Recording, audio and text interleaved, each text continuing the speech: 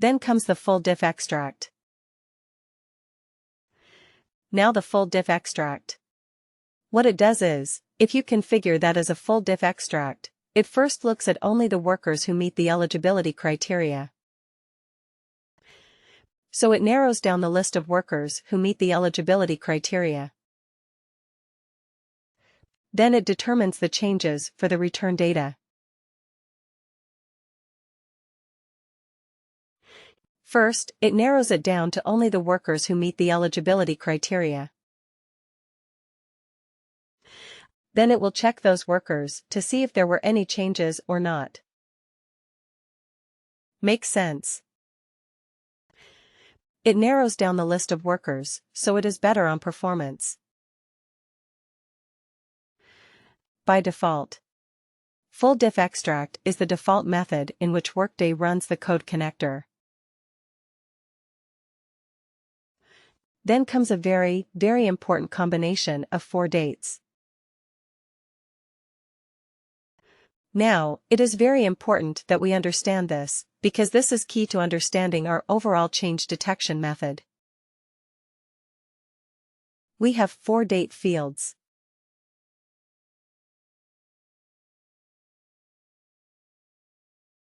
Let me color code them. 1 is as of entry moment and it works with last successful as of entry moment.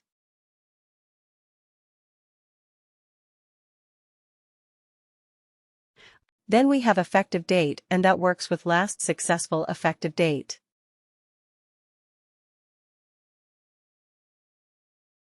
These are in combination. They work in combination. So what does these do? What are they used for? So these are together and these are together. So what are these fields?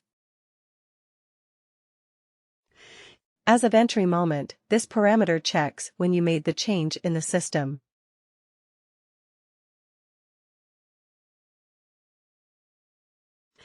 For example, you are hiring a worker today. You are doing it in the system now. You are running the process, etc. But the effective date of hire is 1st of May, 2022. You are hiring a worker now. The effective date of hire for that worker is a future dated hire. The worker's hire date is 1st of May, 2022. So now my question is, what is the entry moment? Entry moment is now. What is the effective date? 1st of May. Are the 2 dates the same? No, not the same. Again, if we are making an entry now, can we have a worker with a higher effective date of today, higher date of today itself? Let's say I hire someone with an effective date of last week. Why not? Because maybe we already hired the worker, but because of some problem we could not enter the data in the system. Now, we are all available. Now we are entering the data in the system. May happen, may be possible. Again, another example of that with the past effective date of hire would be, let's say, there are some mergers and acquisitions. Or maybe you are just onboarding a new customer onto Workday. The organization has been around for a while. It has its workers for the last 20 to 25 years. But it's just now that they are migrating to Workday as their HCM product. So you have to bring those workers into Workday. So what will be the hire date that you will use for each and every employee that you are loading? Will the hire date be equal to the day Workday goes live? No. What will be the hire date? The end time that they were actually hired, maybe 1995, maybe 2000.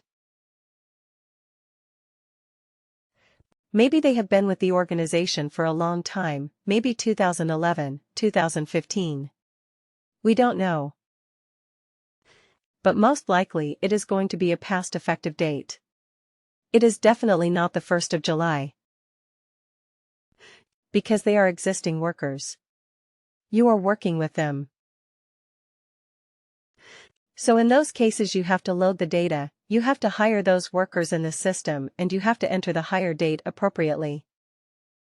You have to match the date that they were actually hired in the existing organization.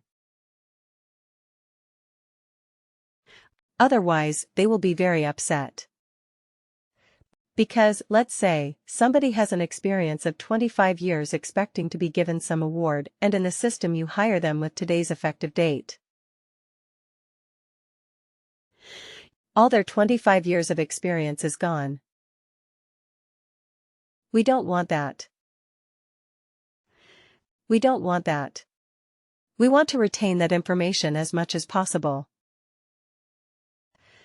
So we will be able to hire workers with a past effective date. That is absolutely allowed.